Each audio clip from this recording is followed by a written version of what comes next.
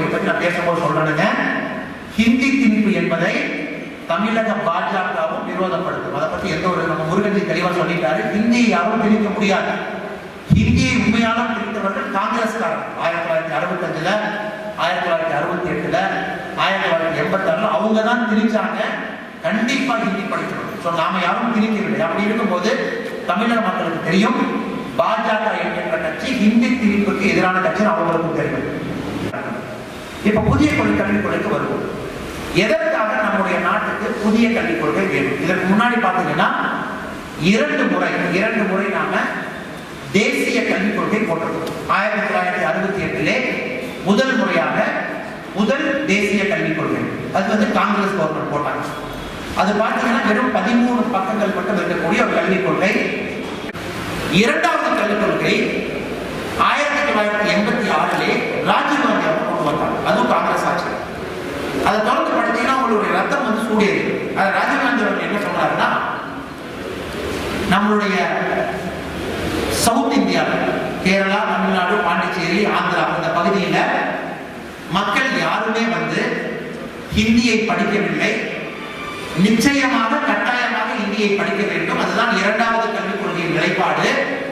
அதற்காக அதிகமாக இந்தி பிரச்சார சபாக்களை உருவாக்க வேண்டும் அப்படின்னு சொல்லிட்டு அந்த கல்விக் கொள்கையில சொல்றாங்க. அதே கல்விக் கொள்கை பார்த்தீங்கன்னா 1986 அதே சொல்லுது அனைத்து மாணவர்களும் படிக்க வேண்டும். எப்படி படிக்கணும் அதை பற்றி எந்த ஒரு திட்டமும் கிடையாது. அது ஒரு 70 பேஜ் இருக்கக்கூடிய ஒரு இது. நம்முடைய ஆட்சி வந்ததுக்கு அப்புறம் 2015 அது இரண்டும் கல்விக் கொள்கையே கிடையாது. அது ஹிந்தி திணிப்பதற்கான மத்திய அரசு திட்டம் ஸ்கூல். 2015 மோடி அவருடைய சர்க்கார் வந்ததுக்கு அப்புறம் முதல் முறையாக மூன்றாவது கல்விக் கொள்கையின் பேர் வைக்காம புதிய கல்விக் கொள்கையை நம்ம சொல்றோம். முதல் கல்விக் கொள்கை, இரண்டாம் கல்விக் கொள்கை நமக்கு பேரே வேண்டாம். புதிய கல்விக் கொள்கை என்பது கல்வியை வித்தியாசமாக பார்க்கக்கூடிய ஒரு அனுபவத்துல நம்முடைய கட்சி ஒரு கமிட்டியை போட்டு உங்களுக்கு நாங்க புதிய கல்விக் கொள்கை அழைத்து போறோம். 5 வருட காலம் 2015 போட்ட கமிட்டி 5 வருட காலம் இந்தியாவில் இருக்கக்கூடிய அனைத்து பகுதிகளுக்கும் சென்று அனைத்து மக்களிடம் பேசி உங்களுக்கு எப்படிப்பட்ட கல்வி வேணும் டிசைட் பண்ணி 2019 வரைவு அறிக்கை கஸ்தூரி ரங்கன் நம்முடைய ISRO அவருடைய முன்னாள் தலைவர் கஸ்தூரி ரங்கன் அவர்கள் கொடுத்த அறிக்கையின்படி கேபினெட்டிலே ஒப்புதல் ஏற்று அதில் கேபினெட் சில திருத்தங்கள் செய்து 2020 சட்டமாக நியூ எஜுகேஷன் ஆக்ட் புதிய கல்விக் கொள்கை என்பதை அரசு கொடுத்திருக்கிறது. இந்த கல்விக் கொள்கை என்பது முற்றிலும் வேறுபட்ட ஒரு கல்விக் கொள்கை. முதல் கல்விக் கொள்கைக்கும் இரண்டாவது கல்விக் கொள்கைக்கும் முற்றிலும் வேறுபட்டது. 450 பக்கங்கள் இருக்கக்கூடிய அந்த கல்விக் கொள்கை, இதனுடைய வரைவு கல்விக் கொள்கை 1000 பக்கங்கள் இருக்கக்கூடிய வரைவு கல்விக் கொள்கை 1000 பக்கத்துக்கு மேலாக அமெண்ட்மெண்ட்ஸ் எல்லாம் சேர்த்து அதனுடைய அட்டெண்டன்ஸ் எல்லாம் சேர்த்து ப்ரூஃப் எல்லாம் சேர்த்து 2020 வந்த ஃபைனல் ஆக்ட் பார்த்தீங்கன்னா 300 பேஜுக்கு மேல இருக்கு.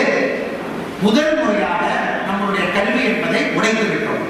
புதிய கல்விக் கொள்கையில் இரண்டாவது முக்கியமான அம்சம் நம்முடைய ஸ்கூல் அப்படிங்கிறது நீங்க பார்த்தீங்கன்னா ஒரு குழந்தை ஃபர்ஸ்ட் ஸ்டாண்டர்ட் எக்ஸாம் எழுதும் போதே பயம். அந்த குழந்தைக்கு எக்ஸாமுக்கு வீட்டில் ஒரு அம்மா ப்ரிப்பேர் பண்ணி அந்த குழந்தைய ஃபர்ஸ்ட் ஸ்டாண்டர்ட்ல போய் அரை பரீட்சை, கால் பரீட்சை, முழு பரீட்சை எல்லாம் எழுதி அது ஏதோ இங்கிலாந்து போற மாதிரி அக்கறை பரீட்சை எழுத வச்சு 2வது எழுத வச்சு 3வது எழுத வச்சு அந்த குழந்தை என்பது பரீட்சை எழுதி சோர்ந்து போய்விடும். நம்முடைய புதிய கல்விக் கொள்கையை சொல்லியிருக்கின்றோம். 1ஆம் கிளாஸ்க்கு பரீட்சை கிடையாது, 2ஆம் கிளாஸ்க்கு பரீட்சை கிடையாது, 3ஆம் கிளாஸ்க்கு பரீட்சை கிடையாது, 4ஆம் கிளாஸ்க்கு பரீட்சை கிடையாது, 5ஆம் கிளாஸ்க்கு மட்டுமே ஒரு பரீட்சை. அதை பாஸ் பண்றவங்க 6ஆம் கிளாஸ்க்கு போவாங்க. 6ஆம் கிளாஸ்ல பரீட்சை கிடையாது, 7ஆம் கிளாஸ்ல பரீட்சை கிடையாது, 8ஆம் கிளாஸ்ல பரீட்சை கிடையாது, 9ஆம் கிளாஸ்ல பரீட்சை. அதை பாஸ் பண்றவங்க 10ஆம் கிளாஸ்க்கு போவாங்க. அதைத்தான் 5 4 4 3 என்று சொல்லியிருக்கோம். முதல் 5 வருடத்துக்கு பரீட்சை கிடையாது, அடுத்த 4 வருடத்துக்கு பரீட்சை கிடையாது, அடுத்த 4 வருடம் பரீட்சை. நீங்க சொல்ற 10th standard 11th standard 12th standard exam எல்லாம் மாறிவிடும், அனைத்தும் மாறிவிடும். 5ஆம் கிளாஸ் 9ஆம் கிளாஸ் 12th அப்படிங்கிறது காலேஜோட சேர்ந்து போயிடும். காலேஜ் படிச்சு முடிச்சுட்டு வெளியே வரும்போது கடைசி பரீட்சை. எதற்காக மோடி அவர்கள் இதை செய்கின்றார்னா ஒரு மாணவன் பரீட்சைக்காக படிக்கின்றனோ தவிர என்பதுதான் இப்போது இருக்கக்கூடிய கல்வியின் நிலைமை. நான் இன்ஜினியரிங் படிச்சிருக்கேன், நிறைய பேர் இன்ஜினியரிங் படிச்சிருக்கீங்க. நம்ம வீட்டில் கரண்ட் போச்சுன்னா ஒரு ஃபியூஸ் போனா கூட நம்ம அப்பாவுக்கு ஃபோன் பண்ணுவோம். கம்பியை ஒரு டைம் கொடுக்கணுமா, 2 டைம் கொடுக்கணுமா, கம்பியை 3 டைம் கொடுக்கணுமா? இவ்வளவு இன்ஜினியர் இருக்கும். எத்தனை பேருக்குனால அவங்க வீட்டில் போய் ஒரு ஃபியூஸ் போட சொல்ல பாருங்க, ஃபியூஸ் போட தெரியாது. ஏன்னா நான் படித்த இன்ஜினியரிங் வேற, ஃபியூஸ் போடுற இன்ஜினியரிங் வேற. இதுதான் பழைய கல்விக் கொள்கையின் நிலைமை. ஆனால் மோடி அவர்கள் என்ன சொல்லிட்டாருன்னா, ஏட்டு சுரக்காய் கறிக்கு உதவாது. நீங்க படிக்கிற எந்த படிப்புமே கறிக்கு உதவாது. அதனால எக்ஸாமுக்காக படிக்காம பிளாக்கா படிங்க. முதல் 5 வருடம் ஒரு பாடத்திட்டம், அடுத்த 4 வருடம் ஒரு பாடத்திட்டம், அடுத்த 4 வருடம் ஒரு பாடத்திட்டம், அடுத்த 3 வருடம் 5+4+4+3. இது வந்துச்சுன்னா டிஎம்கே காரங்க நடத்துற இன்டர்நேஷனல் ஸ்கூல்ஸ் எல்லாம் காணாம போயிடுச்சு. அவங்கெல்லாம் எல்கேஜியில் 1 லட்சம் ஃபீஸ், 2ஆம் கிளாஸ்ல 3 லட்சம் ஃபீஸ், 5ஆம் கிளாஸ்ல 6 லட்சம் ஃபீஸ், அப்படி சொல்லி கொடுக்குறோம், இப்படி சொல்லி கொடுக்குறோம், எல்லாம் காணாம போய்விடும். பிகாஸ் ஏட்டு சுரக்காய் கறிக்கு உதவாது என்பது நாம் பண்ணியிருக்கும் 2வது புதிய கல்விக் கொள்கையில் இருக்கக்கூடிய சாதனை.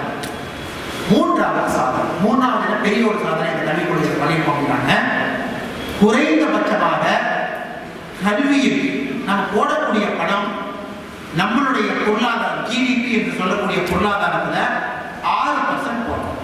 இப்ப நீங்க போய் பாருங்க, அரசு என்பது ஒரு அரசு கல்லூரியோ அரசு நடத்துகின்ற பள்ளிகளிலேயோ எந்த ஒரு பணத்தையும் செலவு செய்வது கிடையாது, குறிப்பாக தமிழக அரசு. காரணம் என்னவென்றால் எல்லா இடத்திலையுமே அரசு பள்ளியை மூட வேண்டிய நிலைமையிலே நாம் இருக்கிறோம். யாருமே கவர்மெண்ட் ஸ்கூலுக்கு போறதில்லை. ஏன்னா பாத்தீங்கன்னா மெயின்டைன் பண்றது கிடையாது, பெண்களுக்கு தனியான ஒரு வழிமுறை கிடையாது, நல்ல டேலண்டட் டீச்சர்ஸ் கிடையாது, கல்வி சொல்லக்கூடிய நல்ல ஃபெசிலிட்டிஸ் கிடையாது. காரணம் என்னவென்றால் அரசு பள்ளியிலே நம்ம பணம் உள்ள இன்வெஸ்ட் பண்றது கிடையாது. இப்போதைக்கு தமிழக அரசு நம்முடைய ஜிடிபி என்று சொல்லக்கூடிய பொருளாதார நிலைமையை பார்த்தீங்கன்னா தமிழ்நாட்டில் 4 லட்சம் கோடியில 2% மட்டும்தான் கல்விக்காக நம்ம இன்வெஸ்ட் பண்றோம். மோடி அவர்கள் சொல்கின்றார், புதிய கல்விக் கொள்கையிலே 6% இன்வெஸ்ட் செய்ய வேண்டும். இப்ப நீங்க கல்விக்காக எவ்வளவு பணத்தை நீங்க இன்வெஸ்ட் பண்றீங்களோ 3 மடங்கு அதிகரிக்கும். 3 மடங்கு. உங்களுக்கு தெரியும், டிஎம்கே என்ற கட்சி ஆட்சி வந்துச்சுன்னா அவர்களுடைய முக்கியமான வேலை மணலை கொள்ளையடிப்பது, டாஸ்மாகிலே அதிகமான சாராயத்தை விற்பது. ஏன்னா இதெல்லாம் பண்ணினீங்கன்னா மட்டும்தான் அவங்க ஃபேமிலி நடத்துகின்ற டிஎம்கே என்டர்பிரைஸ், டிஎம்கே என்பது கட்சி கிடையாது, டிஎம்கே என்பது கம்பெனி, அது ஒரு கம்பெனி, அது ஒரு அரசியல் கம்பெனி. கலைஞர் அவர்கள் நடத்தியது நாடக கம்பெனி, ஸ்டாலின் அவர்கள் நடத்துவது குடும்ப கம்பெனி. எந்த ஒரு வித்தியாசம் கிடையாது. டிஎம்கே இருக்கக்கூடிய முக்கியமான தலைவர்கள் 6 சாராய கம்பெனி நடத்திட்டு இருக்காங்க, டிஸ்டிலரிஸ் 6 நடத்திட்டு இருக்காங்க. அவர்கள் நன்றாக இருக்க வேண்டும். அப்பதான் டாஸ்மாக் அதிக வருமானம் இருந்தால் தான் டிஸ்டிலரில் அதிகமாக ஆஃப்டேக் எடுப்பாங்க. ஸோ டிஎம்கே என்கின்ற கட்சி புதிய கல்விக் கொள்கையை அவங்களால படிச்சு புரிஞ்சிக்கவே முடியாது. அவங்களால புரிஞ்சிக்கவே முடியாது. என்னைக்கு 6% போட சொல்றீங்க? டிஎம்கே தெரியாது. ஏன்னா அவர்கள் அனைவருமே 1%, 1.5% கல்விக்கு செலவு பண்ணிட்டு இலவசங்களுக்காக 10 விழுக்காடு செலவு செய்த கட்சி தான் டிஎம்கே. மோடி அவர்கள் சொல்றது இலவசத்தை குறை, மக்களுக்காக அதிகமான பணத்தை இன்வெஸ்ட் பண்றதா 6% ஜிடிபி. 6% எதுக்கு சொல்றோம் கேட்டீங்கன்னா, மேலை நாடுகள், ஐரோப்பா நாடுகள், அமெரிக்கா நாடுகள் எல்லாம் 10% போடுறாங்க. அவங்களுடைய கல்வியில 10% அவங்க இன்வெஸ்ட் பண்றாங்க. நாம 2% இன்வெஸ்ட் பண்றோம். எப்படி நம்மளுடைய குழந்தை படித்து முடித்துவிட்டு உலக அளவிலே சென்று போராடி ஒரு நல்ல ஒரு வேலை வாங்கணும். இதை நான் சொல்றேன், ஒன்னா நீங்க தப்பா நினைச்சு கூடாது. ஒரு சிங்கப்பூர்ல இருக்கிற ஒரு கம்பெனி எல்லா வருஷமே உலகத்தில் இருக்கக்கூடிய அனைத்து நாடுகளுக்கும் போய் 6ஆம் கிளாஸ், 7ஆம் கிளாஸ், 8ஆம் கிளாஸ் படிக்கின்ற மாணவர்களுக்கு ஒரு பரீட்சை நடத்துவாங்க. அந்த கொஸ்டின் பேப்பர் சேம். தமிழ்நாட்டில் கவர்மெண்ட் ஸ்கூல்லையும் அதே கொஸ்டின் பேப்பர், யூபி கவர்மெண்ட் ஸ்கூல்லையும் அதே கொஸ்டின் பேப்பர், சிங்கப்பூர்லையும் அதே கொஸ்டின் பேப்பர், அமெரிக்காலையும் அதே கொஸ்டின் பேப்பர். இது எதுக்குன்னா, உலகத்தில் இருக்கக்கூடிய நாடுகள் அனைத்திலுமே அவர்களுடைய மாணவ செல்வங்கள் அவர்களுடைய அறிவு எங்க இருக்குன்னு பார்க்கறாங்க. லாஸ்ட் 8 வருஷமா நடக்கக்கூடிய இந்த பரீட்சையில, ஏசர்னு சொல்லக்கூடிய இந்த பரீட்சையில ஸ்வீடன் என்கின்ற நாடு முதலிடத்தில் இருக்கின்றது. நார்வே 2ஆம் இடத்துல இருக்கின்றது, நியூசிலாந்து 3ஆம் இடத்துல, சிங்கப்பூர் 4ஆம் இடத்துல இருக்கிறது. இந்தியா எங்க இருக்குன்னு கேட்டீங்கன்னா 121ஆம் இடத்துல இந்தியா இருக்கு. சேம் क्वेश्चन பேப்பர், எல்லாம் சேம் ஏஜ் குரூப் மாணவர்கள். நார்வேல அதே மாணவர் எழுதணும், தமிழ்நாட்டில் இருக்கக்கூடிய கவர்மெண்ட் ஸ்கூல் அதே மாணவர்கள். காரணம் கேட்டீங்கன்னா நம்மளுடைய கல்வி தரம் மோசமாகி கொண்டு வருகின்றது. இதற்கு முக்கியமான காரணம் சாட்சாத் கலைஞரும் கருணாநிதியும். காரணம் என்னன்னா, கீழே இருக்கின்ற மாணவனை மேலே உயர்த்துவது சமச்சீர் கல்வி, மேலே இருக்கின்ற மாணவனை கீழே கொண்டு வந்து அமர வைப்பது சமச்சீர் கல்வி கிடையாது. சமச்சீர் கல்வியின் முக்கியமான நோக்கம் அனைத்து மாணவர்களுமே மேலே செல்ல வேண்டும். அதற்கு ஒரு நல்ல என்ட்ரன்ஸ் எக்ஸாம் வேணும். நீங்க பாருங்க, இந்த வருஷம் நீட் நடக்குது. நம்ம பசங்க நல்லா மார்க் வாங்கிருக்காங்க. டாப் 10 நாமக்கல்ல இருந்து 2 பேர் வந்திருக்காங்க. கவர்மெண்ட் ஸ்கூல்ல படிச்சு நிறைய பேர் பாஸ் ஆயிருக்காங்க. இது போன வருஷம் ஏன் நடக்கல, அதுக்கு முன்னாடி வருஷம் ஏன் நடக்கல அப்படின்னு கேட்டீங்கன்னா ஒரே ஒரு காரணம் மட்டும்தான். தமிழக அரசு 2018 சிலபஸை ரிவைஸ் பண்ணிட்டாங்க. 11th ஸ்டாண்டர்ட் 2019 12th ஸ்டாண்டர்ட் சிலபஸை ரிவைஸ் பண்ணாங்க. ஸோ இந்த வருஷம் நீட் எழுதிய தமிழக மாணவர்கள் அனைவருமே புதுசா இருக்கக்கூடிய சிலபஸை படிச்சுட்டு முதல் முறையாக எக்ஸாம் எழுதுறாங்க. அதனாலதான் 180 கேள்விகள் கேட்கப்பட்ட நீட்டிலே 173 கேள்வி நம்முடைய பேப்பர்ல இருந்து தமிழ்நாடு அரசு நடத்தக்கூடிய நம்முடைய கல்வி சிஸ்டத்துல வந்துருக்கு. திராவிட முன்னேற்ற கழகம் என்ன பண்ணாங்கன்னா, இதுக்கு அச்சாணியாக 2006 இருந்து 2011 வரைக்கும் 5 வருடம் அவர்கள் ஆட்சியில் இருந்த போது இந்த சிலபஸ் அனைத்தையும் அடித்து உடைத்து எப்படி வேணாலும் நீங்க வாங்க, யாரை வேணாலும் பாஸ் பண்ணுவோம்னு சொன்னா நம்ம சந்தோஷமா கேட்கிறோம். பட் நாளைக்கு அந்த மாணவன் தான் உங்களுக்கும் எனக்கும் வந்து டாக்டராக ஊசி போட வேண்டும். நாளைக்கு அந்த மாணவன் கட்டுகின்ற பாடத்துல தான் நீங்கள் நானும் தைரியமா வண்டியில போகணும். நாளைக்கு அந்த மாணவன் தைரியமாக போடுகின்ற ரோட்ல தான் நீங்கள் நானும் வண்டியில போகணும். ஸோ கல்வி என்கின்ற ஒரு விஷயம் வந்து தரம் குறையாமல் இட்டு வச்சுக்கிறது அரசின் முக்கியமான கடமை. டிஎம்கே பொறுத்த வரைக்கும் கல்வியின் தரத்தை குறைத்தீர்கள் என்றால் மக்கள் கேள்வி கேட்க மாட்டார்கள் என்பதற்காக திட்டமிட்டு சதி செய்து தமிழகம் நன்றாக சென்ற ஒரு தமிழகத்தோட கல்வி திட்டத்தை பாழ்படுத்தி லாஸ்ட் 3 வருஷமா நம்மளுடைய குழந்தைகள் ஒரு சிம்பிள் நீட் எக்ஸாம் பாஸ் பண்ற கூட திணறாங்கன்னா அதற்கு காரணம் நீட் தான். அதே மாணவன் இந்த வருஷம் எப்படி பாஸ் பண்ணலாம் நீங்க கேட்குறீங்க. தமிழக அறிவு இல்லையா? அறிவு கிடையாது. தமிழன் அனைத்திலுமே சிறந்து விளங்கிய ஒரு நிபுணர். அப்படி இருக்கும்போது உங்களுடைய கல்வி திட்டத்தில் மட்டும்தான் பிரச்சனையை தவிர நம்மளுடைய மாணவ செல்வங்கிட்ட பிரச்சனை கிடையாது அப்படிங்கிறது இந்த வருஷம் நீட் ஒரு உதாரணம். ஏன்னா புதிய கல்விக் கொள்கைக்கு நான் லிங்க் பண்ணி பேசுறாங்க. நீட் எக்ஸாமுக்கு முன்னாடி எல்லாம் வீடு மேல கூரை மேலே கத்துனாங்க. இவங்க கத்துனதை பார்த்துதான் ஒரு மாணவ செல்வன் சூசைட் பண்ணிட்டாங்க. இவங்க அந்த சூசைடை வச்சு பிற அரசியல் செஞ்சனாலதான் அதற்கப்புறம் 3 பேர் சூசைட் பண்ணிட்டாங்க. நாளைக்கு எக்ஸாம் நடக்குது. இன்னைக்கு நம்முடைய ஸ்டாலின் அவர்கள் சொல்றாரு, நாங்க தமிழக அரசுக்கு வந்தோம் அப்படின்னா நீட் என்கின்ற தேர்வையை எடுத்து விடுவோம் அப்படின்னு சொல்றது. உங்களுக்கு என்ன ரைட்ஸ் இருக்கு? இது வந்து பார்லிமெண்ட்ல பாஸ் பண்ண சப்ஜெக்ட், சுப்ரீம் கோர்ட்ல அனுமதி வாங்கிய ஒரு சட்டம், அரசு வந்து சக்சஸ்ஃபுல்லா 5 வருடம் நடத்தி கொண்டிருக்கின்ற ஒரு சட்டம், சம்பந்தமே இல்லாம அரசியல் புரிதலே இல்லாம நம்மளுடைய கான்ஸ்டிடியூஷனே தெரியாம எடுக்கிறோம் நீங்க சொல்லி மாணவர்களை குழப்பி அதையும் தாண்டி நம்மளுடைய மாணவர்கள் நீட்ல பாஸ் பண்ணிட்டாங்கன்னா உங்களுக்கு நீங்கள் ஒத்துக்கொள்வீர்கள் புதிய கல்விக் கொள்கை என்பது நிச்சயமாக இந்தியாவிற்கு, நிச்சயமாக தமிழகத்துக்கு தேவை என்பது இப்போது நடந்த நீட் பரீட்சையை மட்டும் நாம் பார்த்தா நம்ம புரிந்து கொள்வோம். அதற்கப்புறம் இந்த புதிய கல்விகளை வேற பார்த்தீங்கன்னா இதுதானே சூப்பர். எனக்கு ரொம்ப பிடிச்சது இதுதான். எங்க ஊர்ல நிறைய பசங்களை பார்ப்பேன். என்ன படிச்சிருக்கேன்? ஆனா பிஎஸ்சி ஃபர்ஸ்ட் இயர் படிச்சேன், அதுக்கப்புறம் குடும்ப பிரச்சனை படிக்கலன்னு. ஓகே, நீங்க என்ன படிச்சீங்க? ஆனா பிஎஸ் செகண்ட் இயர் படிச்சிருக்கேன், அதுக்கப்புறம் படிக்கல. இந்த புதிய கல்விக் கொள்கைகளை முதல் முறையாக சொல்லுகின்றோம். நீங்க காலேஜ் போய் படி. முதல் வருடம் படிச்சு முடிச்ச உடனே முதல் வருடம் படிச்சதுக்கான ஒரு டிகிரி சர்டிபிகேட், 2வது வருடம் படிச்சு முடிச்ச உடனே 2வது வருடம் படிச்சு முடிச்சதுக்கான ஒரு சர்டிபிகேட், 3வது வருடம் படிச்சு அதை முழுமை அடைந்து விட்டால் அதற்கான ஒரு சர்டிபிகேட்.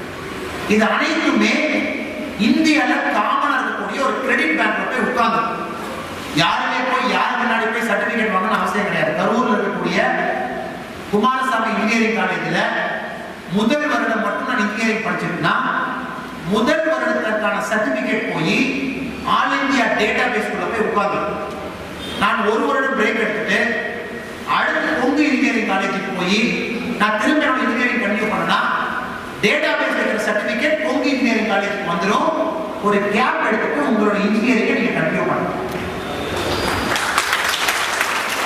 அல்லது முதல் வருடம் இன்ஜினியரிங் படிச்சுட்டு ஒரு வருஷம் அப்பாவோட பிசினஸ் எல்லாம் பண்ணிட்டு ஆசிரியர்கள் பண்ணிட்டு எனக்கு இன்ஜினியரிங் வேண்டாங்க நான் ஆர்ட்ஸ் படிக்கிறேன்னு நினைச்சீங்கன்னா நீங்கள் நேராக இந்த சர்டிபிகேட் வச்சு ஆர்ட்ஸ் காலேஜ்ல போய் சேர்த்துக்கலாம். இதைத்தான் டிகிரி பேங்க்.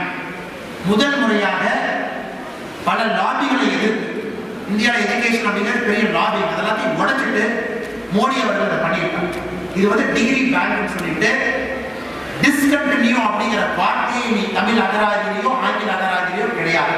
டிஸ்கண்டினியூ ஒரு வார்த்தை கிடையாது. டிஸ்கண்டினியூ பண்ண முடியாது. ஒரு வருடம் படித்தால் கூட அதற்குரிய டிகிரி உங்களுக்கு வந்துடும். 3 வருடங்கள் படித்தீர்கள் என்றால் பிஏக்கு முழுமையான டிகிரி கிடைக்கும். இதை யாரை பண்ணுவாங்க சொல்லுங்க. இது வந்து எந்த ஒரு லாபமும் பயப்படாம மக்களுடைய அவர்களுடைய கல்வியை மட்டும் மையமாக வைத்துக் கொண்டு செயல்படுகின்ற நம்முடைய மத்திய அரசு மட்டும்தான் இந்த முடிவை எடுக்க வேண்டும். என்னை பொறுத்தவரை இது மிக மிக முக்கியமான முடிவு. இதனால பயப்பட்டு நான் சர்டிபிகேட் கொடுக்க மாட்டேன், அங்க போக முடியாது இங்க போக முடியாது, என் காலேஜ்ல தான் படிக்கிறேன் தெரியாது. எனக்கு புரிஞ்சு போயிருக்கு. நம்ம எல்லாம் ஒரு காலேஜ்ல சேர்ந்ததுக்கு அப்புறம் தான் தெரியும் இது குப்பை காலேஜ். அந்த காலேஜ்ல ஒண்ணுமே இல்லை தெரியாம சேர்ந்துட்டோம். உண்மைங்களா?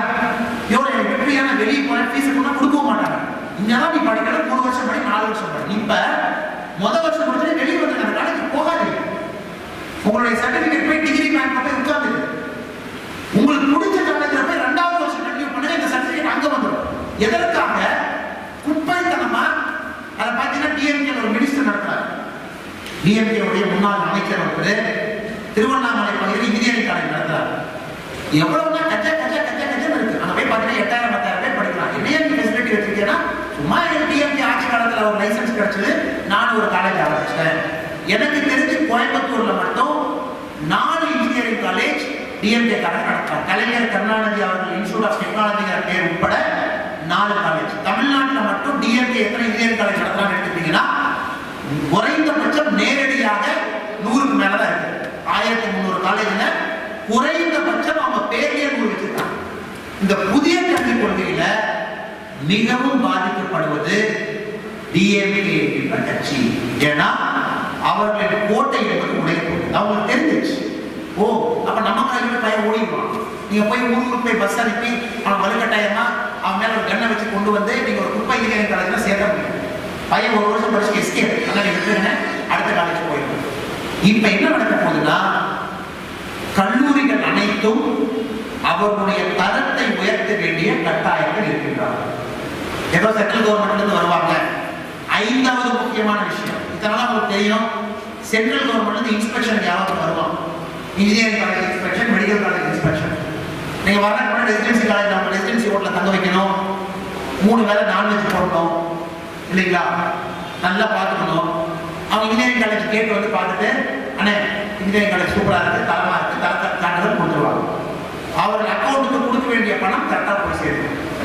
மோடிஜி என்ன பண்ணாருன்னா அந்த கமிட்டியை தூக்கிட்டார். தர சான்றிதழ் கொடுக்கின்ற கமிட்டி என்பது ஒழிக்கப்பட்டு விட்டது.